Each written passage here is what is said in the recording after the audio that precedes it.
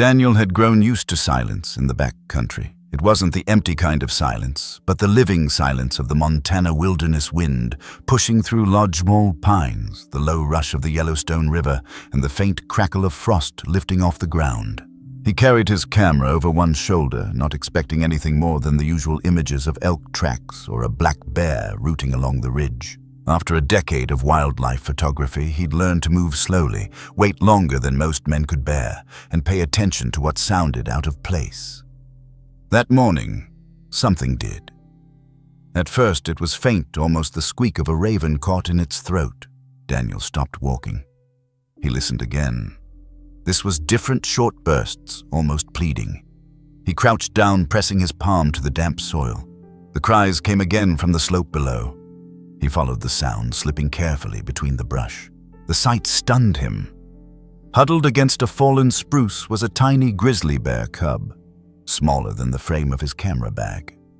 Her fur clumped from the rain pores, trembling as she tried to steady herself. No sow in sight, no siblings, just one fragile animal crying into the open forest. Daniel lifted his lens out of habit but couldn't press the shutter. Every instinct as a photographer told him to stay detached, to observe. But another instinct, older, heavier, pulled against that training. The cub looked no more than a few weeks old, maybe 10 pounds at best.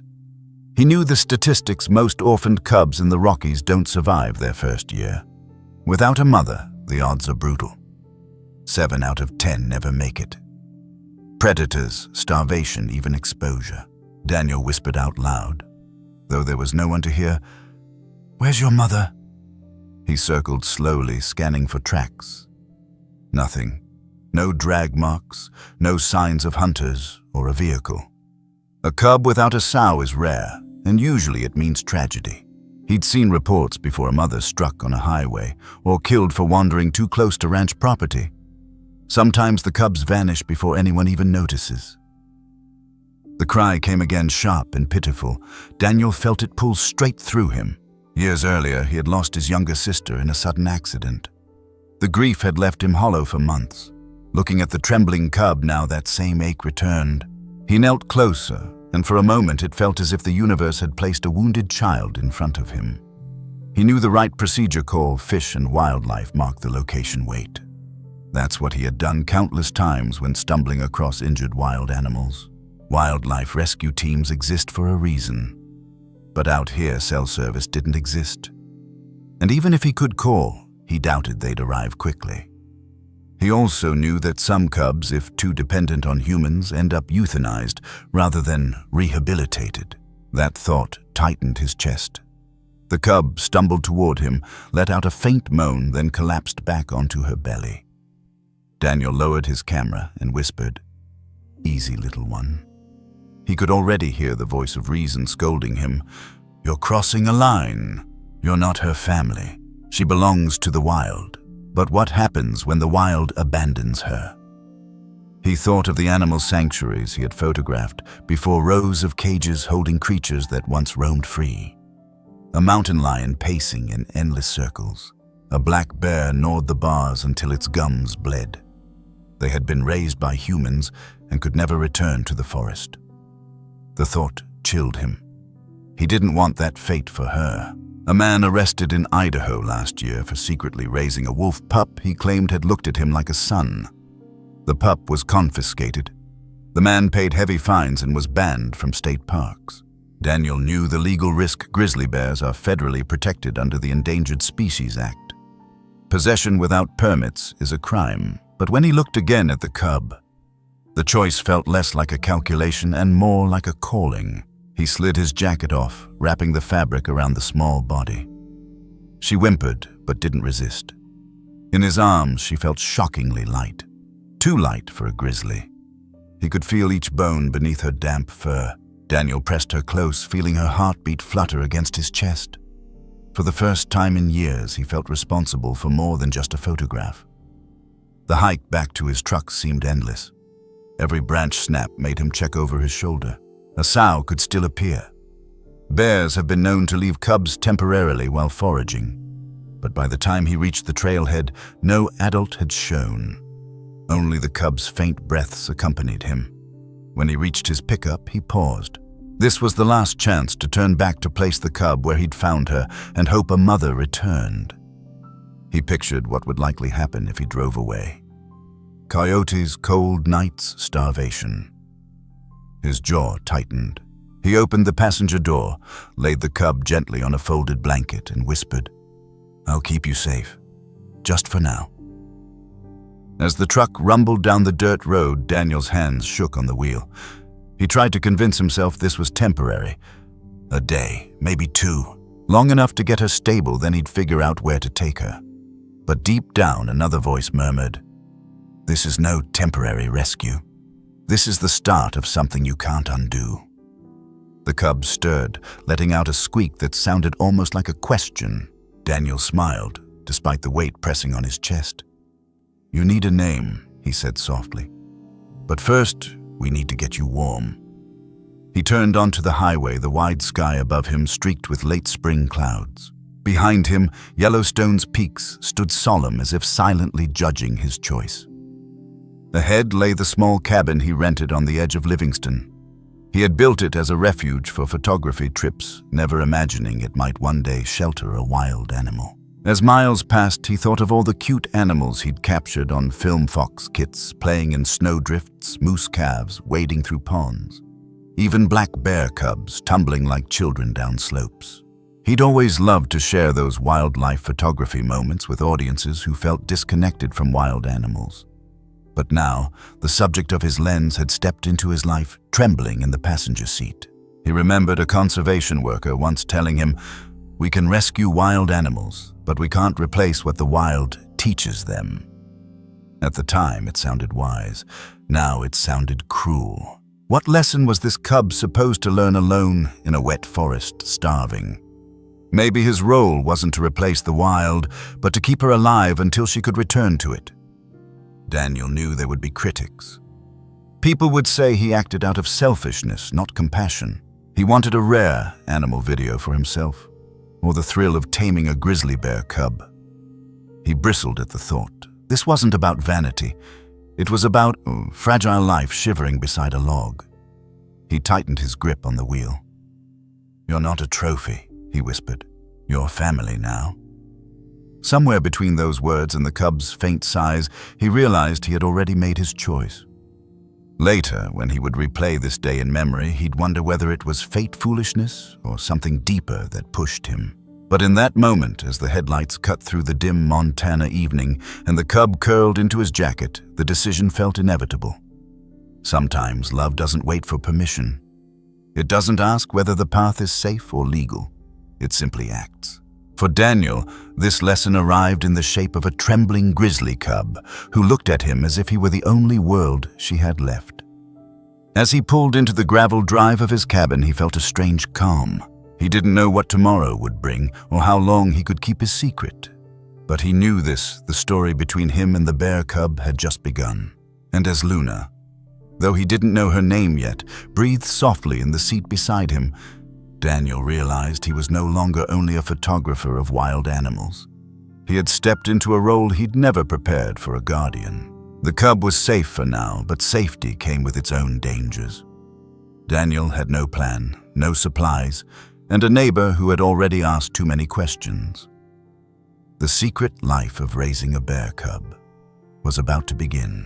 Daniel shut the cabin door with his shoulder, balancing the bundle in his arms. The cub was still wrapped in his jacket, her breath soft against the fabric. He set her gently on the couch, then stepped back unsure. His home had been built for solitude, not for wild animals. A single-room, stone fireplace shelves stacked with cameras and field journals. Nothing here suggested it could ever serve as a nursery for a grizzly bear cub. Yet within minutes, he was moving without hesitation. He dragged an old blanket chest near the fire, lined it with towels, and tucked the cub inside. She whimpered once, then curled into a ball exhausted. Daniel crouched, listening to the sound of her breathing. He felt a rush of relief, fragile but steady. The first hours blurred. He boiled water, sterilized bottles he'd once used for travel. He drove back into town under the cover of dusk, stopping at a small general store where the clerk asked why he needed so much goat's milk. Neighbor's kitten Daniel lied with a smile. He hated the lie, but the risk of honesty was greater. One call to Fish and Wildlife, and she'd be taken before he even learned her name. By midnight, he was feeding her with trembling hands. The cub latched clumsily, tiny paws pressing against his wrist. For a moment, Daniel forgot every warning he'd ever heard about keeping wild animals. It felt like cradling a fragile heartbeat that had chosen him. Days became a rhythm. Wake to her cries, warm the bottle, watch her clamber across the blanket chest, clean up after her clumsy accidents. At night, she refused to stay in the box, insisting on curling against his side on the bed. Daniel gave in. It was easier to let her rest where she felt safe. He found himself waking at the faintest sound, like a new father learning the language of his child. But secrecy pressed down harder than the long nights. Every time he drove into town, he scanned the parking lot. Neighbors waved, asked casual questions. Still out chasing wildlife with that camera, and he forced easy smiles while thinking about the cub waiting at home. Once, when he carried groceries inside, she let out a squeak loud enough to freeze him mid-step. He glanced toward the fence, certain someone had heard. No one appeared, but the warning stayed. He remembered a story he'd once covered about a man in Alaska who had secretly raised a black bear cub for nearly a year. The cub grew too big, escaped, and wandered into a campground. The incident ended in tragedy for both man and animal. Authorities called it a preventable mistake. Daniel told himself he would never let that happen. He wasn't careless. He was cautious.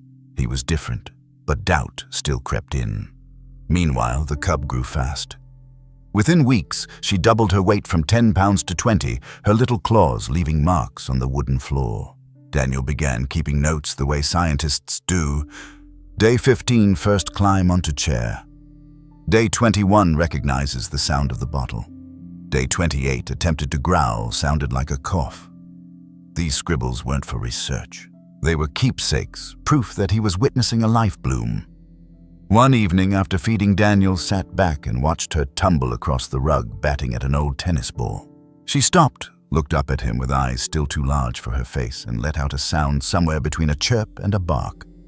He laughed, an unguarded, full laugh he hadn't felt in years. It hit him. When was the last time he'd felt this alive? And yet beneath the joy, a lesson lingered. Raising a grizzly bear cub wasn't like raising a puppy or kitten. Every day she demanded more space, more food, more of him. It was a reminder that love, when given without boundaries, quickly turns into responsibility. He thought about people who adopt pets they can't handle. Wolf dogs chained in backyards, exotic animals locked in basements. He used to criticize them. Now he feared he was becoming one of them.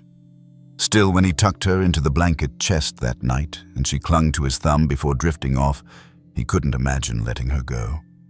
He whispered, "You're safe here, little one. Nobody has to know." Weeks stretched into a quiet rhythm of hiding. Daniel avoided visitors. He turned down a photography assignment in Wyoming, something he'd never done before, just to stay near her. The cub became his world. Every morning he weighed her. Every afternoon he played with her in the backyard, careful to keep her hidden from the road. She learned to follow his claps, to nudge open the screen door, to sit clumsily when he pointed. She wasn't just surviving, she was learning, adapting as if he were her parent. But the closer they grew, the more the outside world pressed in. One evening, a knock rattled the door. Daniel's heart stopped. He shoved the cub into the chest and draped blankets on top. It was his neighbor carrying a bag of apples from her orchard. "You should come by more often," she said cheerfully. "You've been hiding in here like a hermit." Daniel thanked her, smiled, but barely heard a word. Behind him, a muffled squeak rose from the chest. He coughed loudly, praying she wouldn't notice. She didn't, but as soon as the door shut, he collapsed against it, sweat damp on his forehead. Love can't erase risk. It only makes you willing to carry it. He realized he was already lying, already hiding, and secrets have a way of slipping out. To calm himself, he remembered the wildlife sanctuaries he'd visited, places where bear cubs were raised together until release. He pictured rows of enclosure staff in uniforms, the steady hum of order. That was safety, at least on paper. But then he remembered the hollow look in some animals' eyes, the way they paced in circles, waiting for something that never came. Was that better than here? He didn't know. At night, when the cub curled against his ribs, Daniel thought about what people would say if they saw them now. Some would melt at the sight of such a cute animal tucked against his chest. Others would call him reckless, selfish, even cruel. The truth he realized was that both were right. He was both savior and risk-taker, guardian and lawbreaker. Still, he told himself, one more day. Just one more day to see her stronger. One more day to feel her heartbeat steady in his hands. Tomorrow, he would figure out the future. Tomorrow, he might call someone, but not tonight. And so the secret life of Daniel and the cub continued, feeding bottles by firelight, sneaking into town for supplies, writing notes like a proud parent. It was a life built on lies, yet held together by a bond so real he couldn't step away. Sometimes we don't keep secrets because we want to, but because letting go of them feels like losing a piece of ourselves. Daniel wasn't just protecting a grizzly bear cub. He was protecting the part of himself that had finally learned how to care again. But as she grew heavier in his arms, as her paws left deeper scratches in the wood, he knew this life could not remain hidden forever. The secret was only the beginning. Soon the cub would stop being small enough to hide. Her strength would outpace his arms, her instincts would sharpen. And Daniel, despite every effort to see her as a daughter, would face the truth. She was not his child, she was a bear. By the time summer reached the valley, Daniel's life no longer resembled his own. The cabin had shifted from a quiet retreat into something closer to a nursery. Each morning began the same way, a rustling at the foot of his bed. A high-pitched whine, the sound of claws scratching the blanket until he stirred. He would reach down, scoop the bear cub into his lap, and hold her bottle steady as she pressed her tiny paws against his arm and drank as if her life depended on it. He named her Luna because she often woke him under the pale glow of moonlight, and like the moon, she grew fuller each week. What began as a fragile 10 pounds soon became 20, then 30. By the time July arrived, she weighed nearly 40 pounds, her steps more confident, her teeth sharper. Daniel kept track of it. We parents mark a child's height on the wall, not with lines, but with photos and scribbled notes. First climb, first growl, first nap on my chest without crying. With each milestone, the bond between them deepened. When he clapped, Luna scampered across the floor. When he called her name, she turned her head, ears twitching. She followed him from room to room, pawing at the door when he left. At night, no matter how many times he placed her on the blanket chest, she padded back to his bed and curled against his side. The sound of her breathing lulled him into sleep more surely than any silence ever had. Daniel treated her as if she were a daughter. He spoke to her constantly about the weather, about the projects he'd turned down, about his sister he still missed. She responded not with words, but with presence, nuzzling his hand, resting her chin on his knee, blinking at him with eyes that seemed too wise for her age, for a man who had spent years chasing wild animals through a camera lens. Luna became something far more intimate. She wasn't just a subject, she was family. But family, even secret family, came with costs. Daniel stopped traveling. He refused invitations to photograph migrations in Alaska, avoided calls from magazines asking for features on endangered animals. He claimed he was focusing on local work, but the truth was simpler. He couldn't bear to leave Luna alone. The cabin became his world, and she became the center of it. Still, he couldn't manage her care alone forever. That was when Kate returned to his life. He had met her 2 years earlier, while photographing elk near Gardner. She was a young veterinarian, sharp-minded, known for volunteering at wildlife rescue centers. Daniel trusted her judgment, but when he finally confessed what he had done, she stared at him in disbelief. "You realize this is illegal," she said flatly. "Grizzly bears are federally protected. If anyone finds out, she'll be taken, and you could lose everything." "I couldn't leave her out there," Daniel answered. "She wouldn't have survived." Kate pinched the bridge of her nose. "That doesn't mean you're equipped to raise her. She's not a kitten. She's a grizzly bear cub. In a year, she'll be stronger than you." Her words cut deep, but Daniel pressed on. "She's alive because of me. Please, just help me keep her healthy." For a long moment, Kate hesitated. Then she knelt, extended a cautious hand, and Luna shuffled forward, sniffing her fingers. The cub let out a soft grunt and leaned against Kate's arm. Something in Kate's expression softened. "She's imprinted on you," she said quietly. "That bond won't be easy to undo." From then on, Kate visited in secret. She gave Luna vaccinations, checked her weight, and advised Daniel on nutrition. She insisted on replacing the formula with finely ground meat mixed into warm mash. Luna took to it with gusto, licking the bowl clean and nosing Daniel for more. Kate shook her head. "She's thriving, but this isn't sustainable. She needs space. She needs her own kind." Daniel nodded but said nothing. He heard the truth in her words, but refused to let it take root. In those weeks, Luna grew more playful. She learned to chase a ball across the yard, bounding awkwardly on oversized paws. She wrestled with old blankets until they tore. Once, when Daniel filled the bathtub, she climbed in hesitantly, then splashed until the water spilled across the floor. Daniel laughed harder than he had in years, watching her swat at bubbles as if they were living things. Moments like that reminded him why he had chosen this path. Yet, beneath the joy, unease lingered. He read reports of other people who had raised wild animals in captivity. One man in Colorado had kept a mountain lion cub, claiming it was gentle. When the animal matured, it turned on him, ending both lives. Daniel wondered whether love was enough to protect them. Still, each evening when Luna curled against him warm and trusting, he convinced himself it was. He whispered promises into her fur. "I'll keep you safe. I'll never let anyone hurt you." He began to believe them. But one night after Kate left, she paused at the door and said, "You're not her father, Daniel. You're her caretaker. Don't confuse the two." Her warning stayed with him even as he tucked Luna into bed. It reminded him of the delicate line between affection and possession. Raising her like a daughter filled the hollow space in his heart, but it also blinded him to what she truly was, a predator growing stronger every day. The lesson came in quiet ways. He noticed the power in her swipe when she pawed at the ball. He saw the new sharpness in her teeth as she gnawed on furniture. Love had given him tunnel vision, but the facts were undeniable. Grizzly bear cubs grow at astonishing rates. What fit in his lap last month now tugged fiercely at his sleeve. Wildlife photography had taught him patience.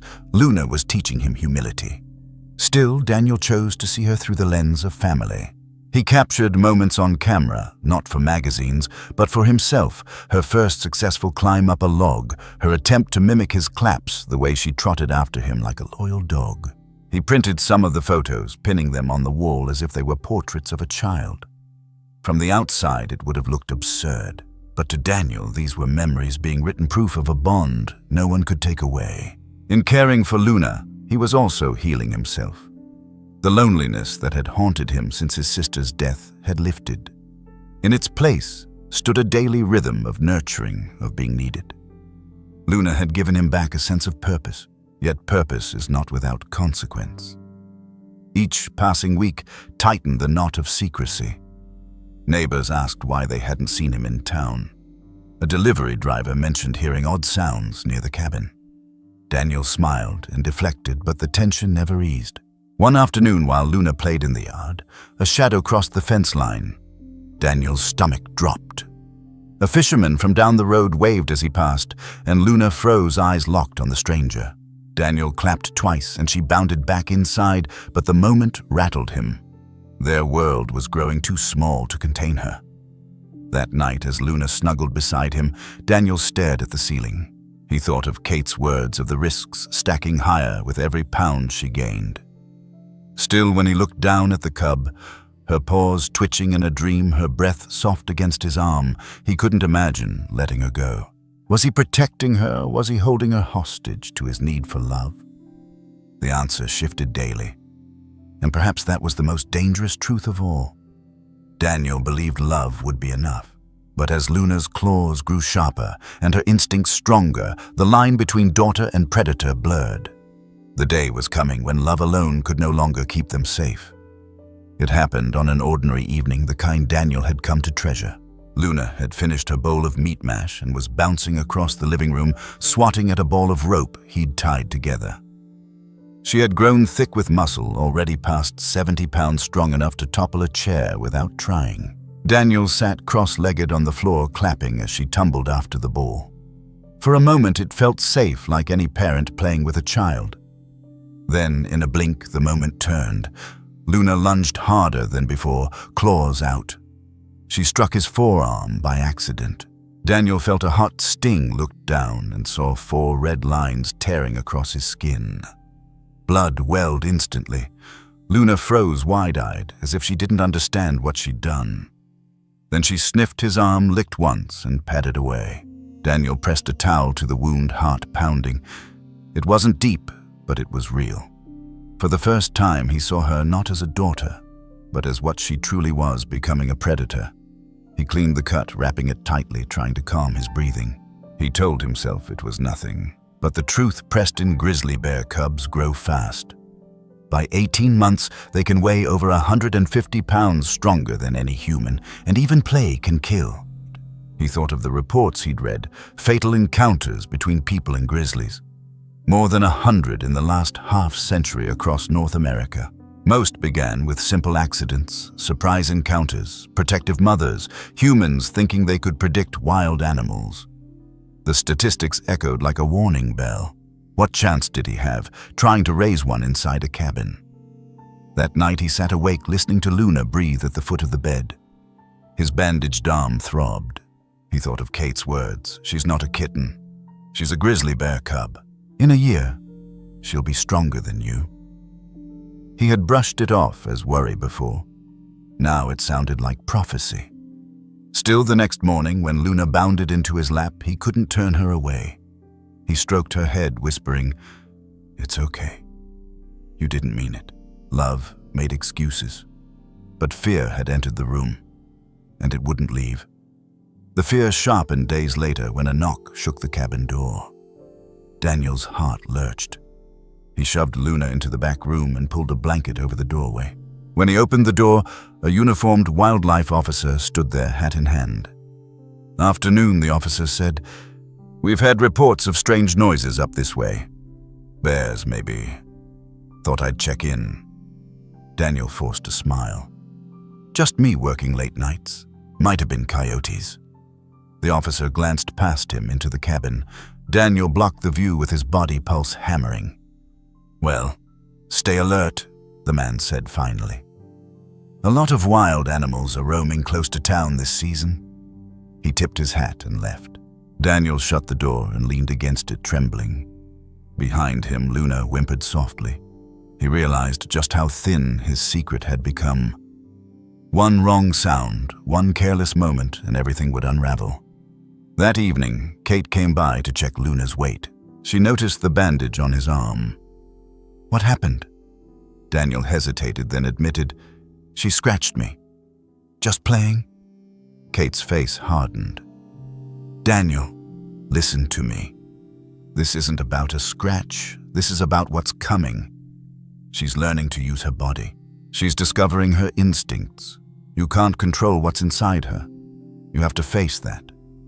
He wanted to argue, but the words stuck. She was right. Luna was no longer just a cub. She was a grizzly bear, carrying every instinct that had kept her species alive for thousands of years. No bond could erase that. Still, Daniel clung to a fragile hope. He remembered stories of unusual bonds keepers in sanctuaries who claimed lions or wolves recognized them for life. Videos that went viral showing wild animals embracing humans as if they were family. He wanted to believe his bond with Luna was the same, that their love was stronger than instinct. But another story haunted him more. Years ago, he'd photographed a family in Alaska who had raised a moose calf in secret. For months, the animal followed them like a pet. But as it matured, it grew unpredictable. One day it lashed out, injuring the very man who had saved it. The moose was destroyed. The family never forgave itself. Daniel thought of that often now. He knew he was walking the same path. The difference was that a moose, while dangerous, wasn't a top predator. A grizzly bear was. Love doesn't erase nature. It only masks it until the day nature demands to be seen. As summer deepened, Luna's energy surged. She wrestled harder, snapped at toys with new force, and clawed at door frames. Once she knocked over a chair, startling herself so much she bolted into Daniel's arms. He held her close, heart aching at the contradiction. She was both powerful and vulnerable, both predator and child. And he was caught between those truths. One night, as thunder shook the valley, Luna panicked. She charged around the room, growling, crashing into furniture. She slammed into the cabin door with a force that splintered the wood. Daniel rushed to calm her, wrapping his arms around her until she stilled. His breath came ragged. He saw in that moment how little stood between safety and disaster. If she had pushed harder, she could have torn the door clean open. The storm passed, but Daniel didn't sleep. He sat with Luna pressed against him, watching the dark window. He whispered, "What am I doing to you? What am I doing to us?" The mystery of love had brought them together, but reality was beginning to tear at the seams. He realized something he hadn't wanted to admit. He wasn't just hiding Luna from the world. He was hiding from the truth. And truth always arrives no matter how long you try to shut it out. The next morning, he walked with Kate along the edge of the property. He finally asked, "What happens if I bring her to a sanctuary?" Kate looked at him surprised. "She'll have a chance to learn from other bears, to live like a grizzly should, but it won't be easy. She's imprinted on you. She won't understand at first." Her words carved a hollow in his chest. He wanted to believe their bond was enough, but bonds built in secrecy can become prisons. Maybe love wasn't about holding tighter. Maybe it was about knowing when to let go. But Daniel wasn't ready yet. He returned to the cabin, stroked Luna's fur, and told himself they still had time. A little more time before the choice became impossible. Daniel believed he could delay the inevitable. But the scratch on his arm and the splintered door were warnings he could no longer ignore. The day was coming when he would have to choose between his heart and Luna's future. By August, Daniel could no longer pretend. Luna was no longer the fragile grizzly bear cub he had wrapped in a jacket on that first night. She was nearing 90 pounds, bounding with energy, leaving claw marks on the walls, testing the boundaries of the cabin like a child who had outgrown her nursery. What had once been manageable accidents, spilled bowls, scratched floors, were now daily reminders of the predator she was becoming. One afternoon, he watched her wrestle a log twice her size in the yard, rolling it over with surprising ease. Pride filled him, but so did unease. He thought, if she can do this now, what happens when she's 200 pounds? 300? He had no answer. That evening, Kate returned with a cooler of vaccines. She set down her bag, glanced at the claw marks across the door frame, and frowned. "She's growing faster than you realize." "I know," Daniel admitted. He rolled up his sleeve, showing her the faint scar from the earlier scratch. "It was just a play, but it could have been worse." Kate met his eyes. "This isn't about worse. This is inevitable. You've given her love, but you can't give her what she needs: space, other bears, the wild. If you keep her here, you're not protecting her, you're holding her hostage." Her words cut deep. Daniel turned away, staring at Luna as she pawed at the screen door. She looked back at him with innocent eyes, as if unaware of the debate shaping her future. Kate softened. "I know why you did this. You couldn't walk away, and I can't say I would have either. But now you need to think about what's best for her, not what's best for you." Daniel sank into a chair, rubbing his temples. He wanted to argue, but the truth pressed in. He thought about other cases he'd read, families who had kept wolf pups or cougar kittens, believing love could tame instinct. More often than not, the ending was tragic. Either the animal turned on them or authorities stepped in. One story haunted him most. A man in Wyoming had raised a grizzly cub after its mother was killed by hunters. For months, the cub followed him everywhere, gentle as a dog. Then, one autumn evening during play, the bear knocked him down and didn't stop. By the time neighbors arrived, it was too late. The cub was euthanized. The man's family described it as a tragedy born of good intentions. Daniel shivered at the memory. He was walking the same line. That night he sat by the fire, Luna curled against his feet. He stroked her fur and whispered, "What if I lose you either way? If I keep you, the world will take you. If I let you go, I'll lose you." His voice cracked. "How do I choose?" The question weighed on him for days. Everywhere he turned, reminders pressed in. A wildlife photography magazine arrived in the mail, its cover story on declining grizzly populations in the Rockies. The article warned that without careful conservation, the species could face dangerous setbacks. It struck him that Luna wasn't just his cub. She was part of something bigger, a species fighting for survival. Maybe his role wasn't to be her father, but to give her back the life she deserved. Still, the heart resists what the mind knows. Each time Luna bounded into his lap, he convinced himself they had more time. Each night she curled beside him, he felt whole again. Letting go felt like cutting out the part of himself that had finally healed. True love isn't about clinging. It's about giving space even when it breaks you. Kate tried to help him see it. She showed him photos from a wildlife rescue center in Wyoming, groups of cubs raised together, learning to forage, climbing trees, wrestling like siblings. She pointed to one image of a cub digging roots beside another. This is what Luna needs: companionship, skills, the chance to grow into a bear, not a pet. Daniel studied the photo. The cub's eyes glowed with something Luna lacked: belonging. A fresh perspective dawned. What if the very thing he thought was saving her, keeping her close, raising her like a daughter, was the very thing stealing her future? But still he wavered. One stormy night, thunder cracked above the cabin. Luna panicked, charging the room, slamming into furniture, until Daniel wrapped his arms around her. She thrashed, nearly breaking free. He felt her strength in his bones, the raw power he could no longer contain. When she finally stilled, both of them trembling, he knew the storm wasn't the danger. The danger was inside his home. In that moment, a memory returned of his sister's death years ago. He had carried guilt ever since, a sense that he hadn't protected her. Raising Luna had felt like redemption, a second chance to save someone fragile. But love built on grief is fragile too. It can twist into control. He realized he wasn't just saving Luna. He was trying to save himself, and perhaps that wasn't fair to either of them. The next morning, Daniel called Kate. His voice shook. "If I wanted to find her a place, a sanctuary, where do I start?" Kate was quiet, then said, "There's a reserve in Wyoming. They specialize in cub rehabilitation. They don't keep them in cages forever. They teach them to live as bears again. It won't be easy, Daniel, but it's her best chance." Daniel nodded, though she couldn't see him. His chest ached as if it had cracked open. He whispered, "Then maybe it's time." He hung up, walked outside, and watched Luna wrestle with a branch. She glanced up at him, eyes bright, as if inviting him to join her. He forced a smile, but inside he was breaking. The mystery was no longer whether he could keep her. The real mystery was whether he had the strength to let her go.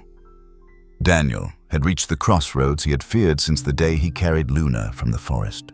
He knew the choice before him: cling to the bond that healed him, or release her into the life she was born to have. And the day of farewell was coming faster than he could bear. The week that followed Daniel's decision felt unreal. He moved through each day in slow motion, knowing every routine he shared with Luna was about to end.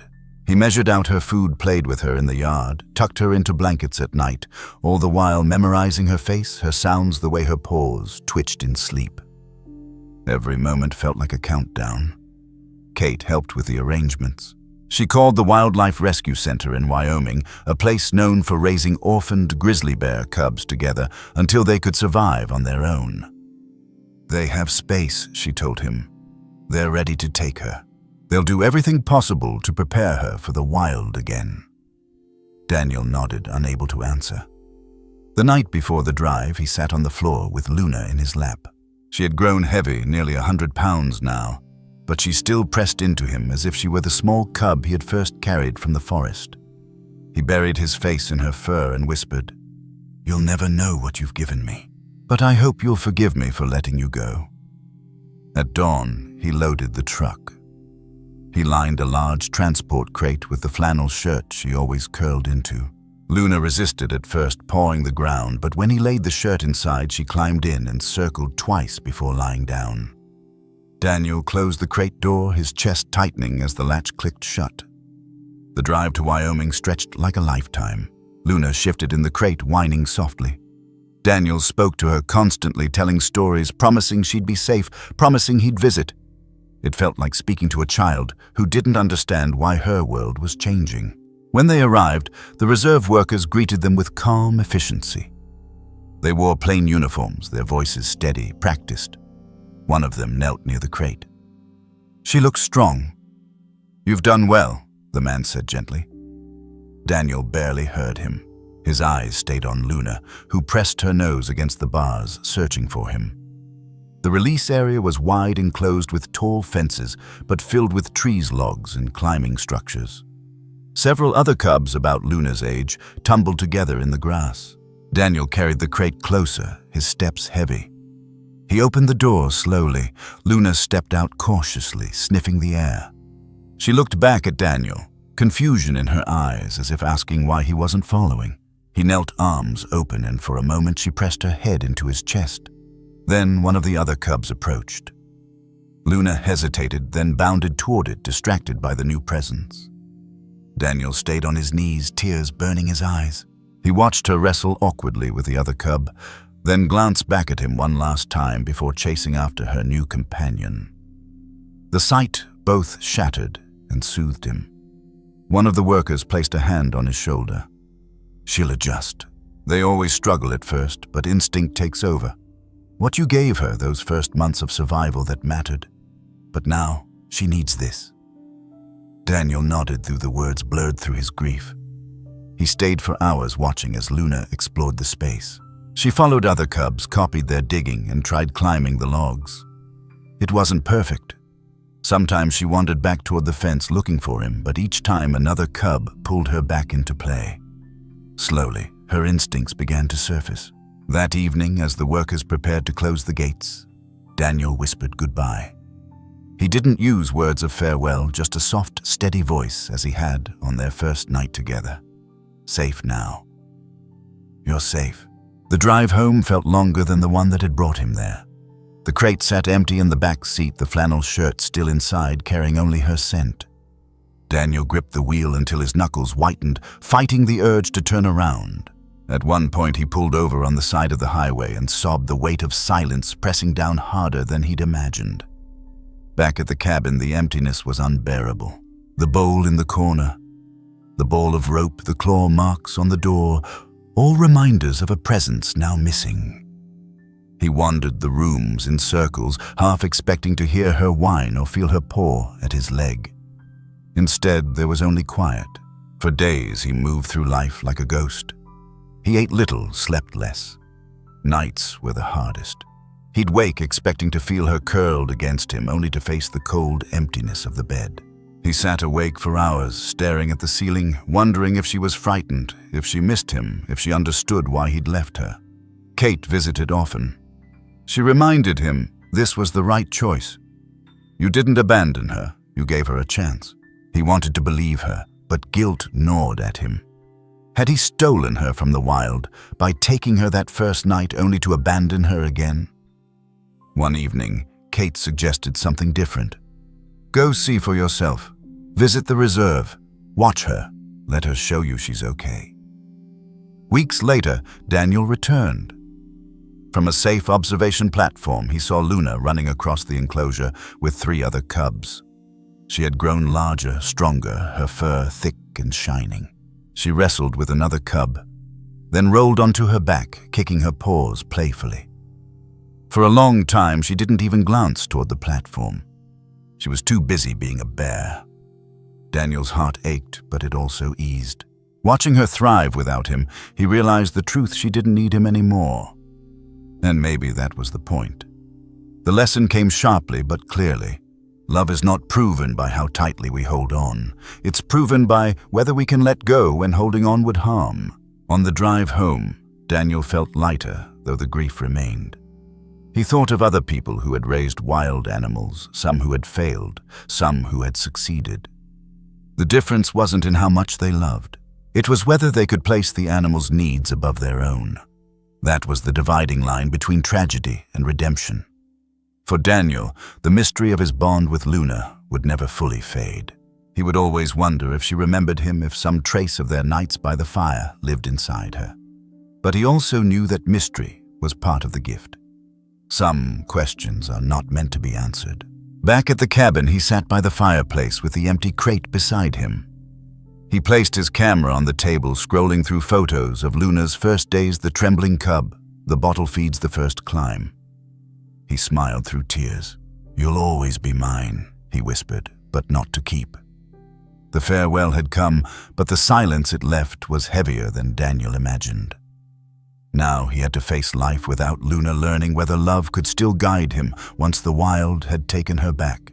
When Daniel returned from Wyoming, the cabin felt more like a shell than a home. Every corner whispered of Luna, the rope ball frayed from her teeth, the claw marks across the door, the indent in the rug where she curled to sleep. He tried to sweep, tried to patch the scratches, but each effort made the emptiness louder. Nights were hardest. For months, he had grown used to her breathing beside him, the soft weight pressed against his ribs. Now he woke to silence, startled by how cold the bed felt. He lay awake, wondering if Luna was curled against another cub, if she was frightened when the night winds howled. Guilt clawed at him. Had he betrayed her trust by letting strangers lead her away? Kate checked in often, reminding him of the truth. "You didn't abandon her. You gave her back her future." He nodded, but the words rang hollow. Healing takes longer than reason. To fill the hours, Daniel sorted through photographs.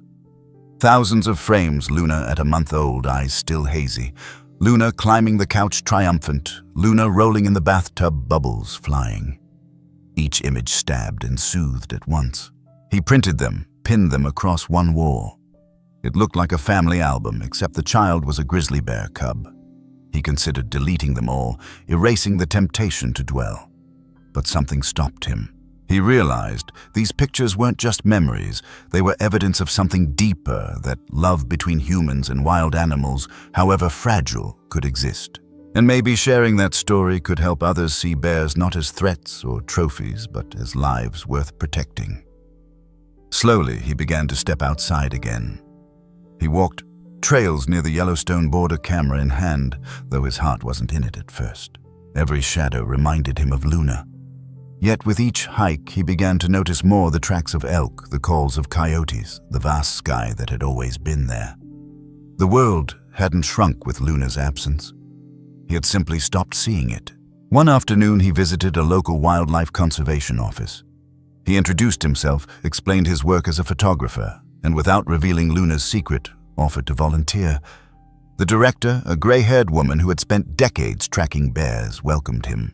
"We need more people who can connect the public with what's at stake," she said. So Daniel joined surveys, hiking with teams who monitored bear populations. He set camera traps, collected data on tracks, and helped document sightings.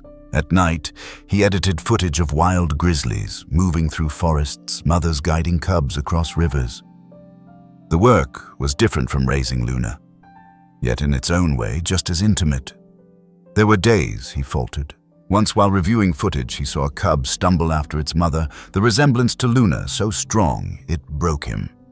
He left the office, sat in his truck, and wept. But when he returned, the director told him, "Grief is part of conservation. Every life we save, every cub that survives, is a victory. Let it fuel you." That perspective shifted something in him. He realized his love for Luna didn't have to end with her absence. It could be multiplied, spread, turned outward to protect others like her. Sometimes our deepest wounds become the doorway to our greatest work. He had taken Luna in to heal his own emptiness, but in letting her go, he discovered a new purpose, not just to love one bear, but to fight for them all. Months passed. Updates from the reserve trickled in. At first, the news was discouraging. Luna struggled to integrate, clung to the fence, searched for human contact. Daniel blamed himself, certain he had broken her by raising her too close. But then, 3 months later, a phone call brought hope. "She's improving," a staff member reported. "She's bonded with another cub. They wrestle, share food, and even nap together. She's starting to act like a bear." Daniel felt tears prick his eyes. He whispered thanks, relief pouring through him. It was proof that his choice hadn't doomed her. Instinct, though buried, was stronger than he'd feared.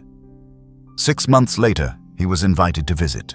From a distance, he saw her larger, now coat gleaming, playing rough and tumble with another cub. She didn't look at the observation platform, didn't notice him at all. For a moment, he ached at the lack of recognition. But then he realized her indifference was the best gift she could give. She was no longer his daughter.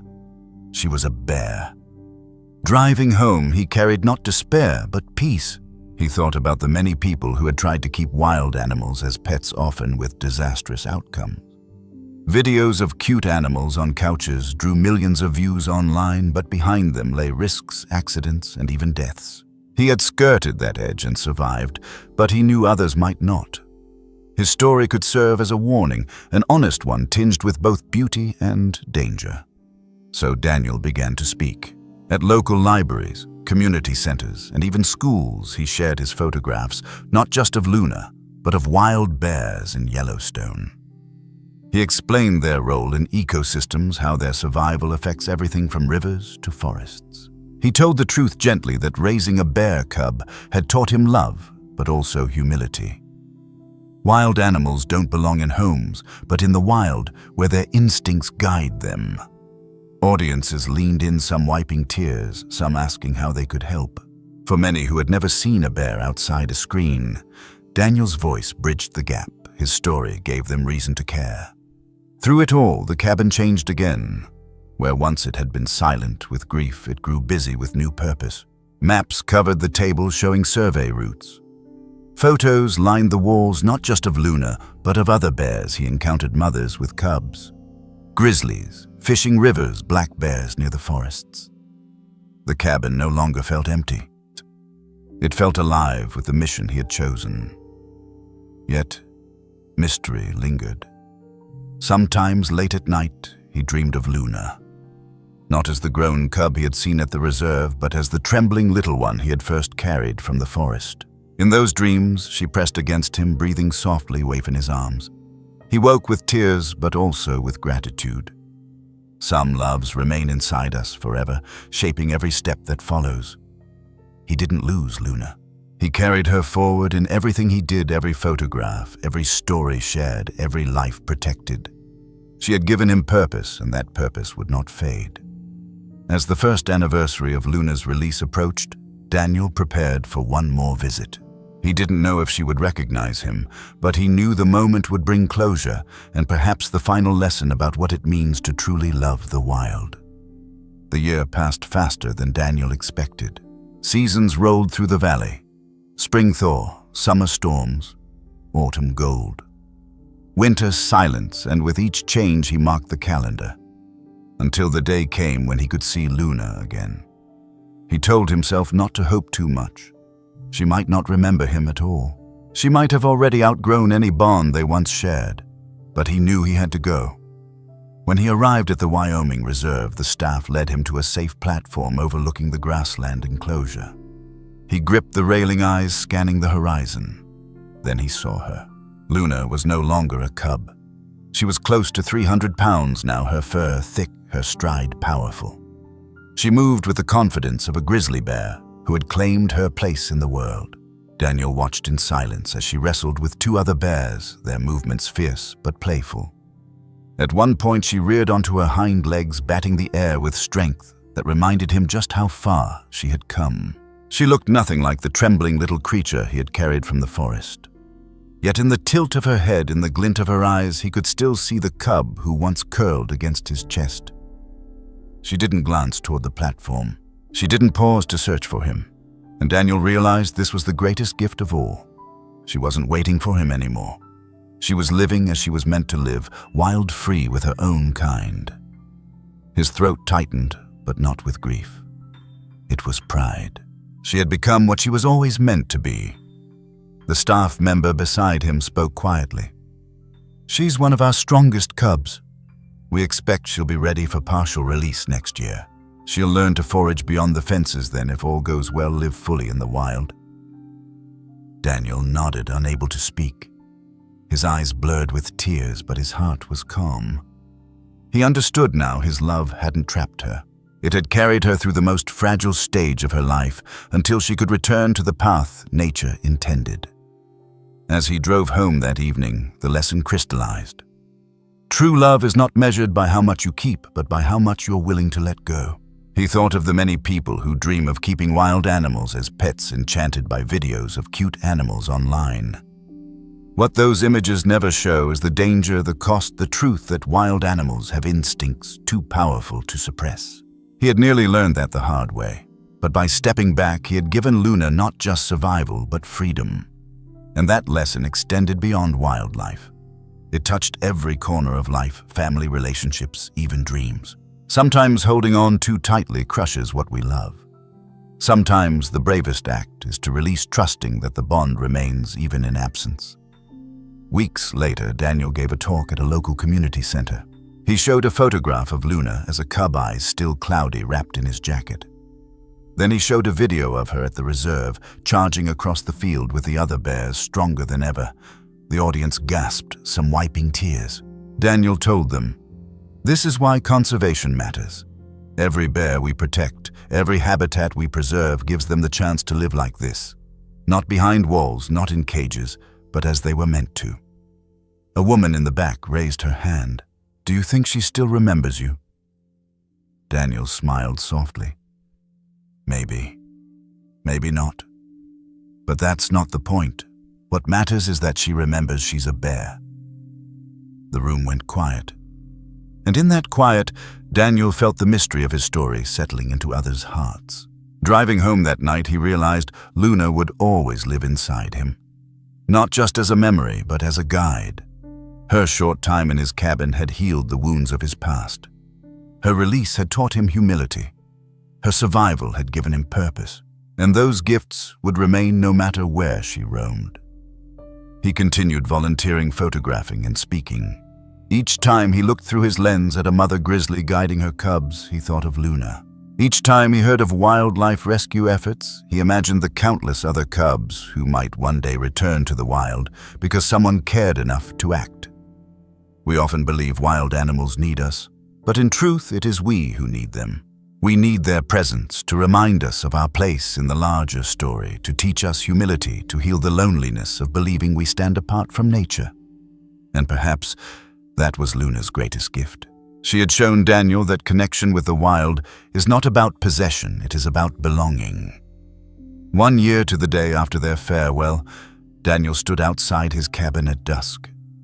The sky flared with fading light and the air carried the scent of pine. He closed his eyes, listening. For a moment, he imagined he could hear her, the soft, steady breathing of a cub curled against him. He smiled. The memory no longer ached. It simply warmed him. He whispered into the quiet, "Thank you, little one. You saved me too."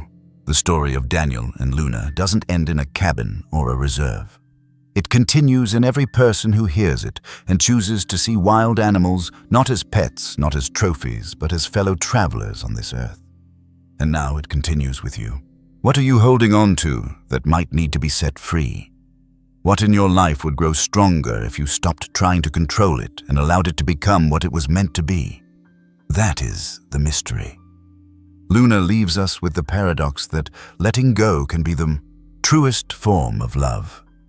If this story touched you, if it reminded you of the beauty and responsibility we share toward wildlife, I invite you to take part in this journey. Support conservation in your own way. Reflect on the bonds in your life. And if you'd like to hear more stories of wild animals, of rescue, of second chances, stay with us.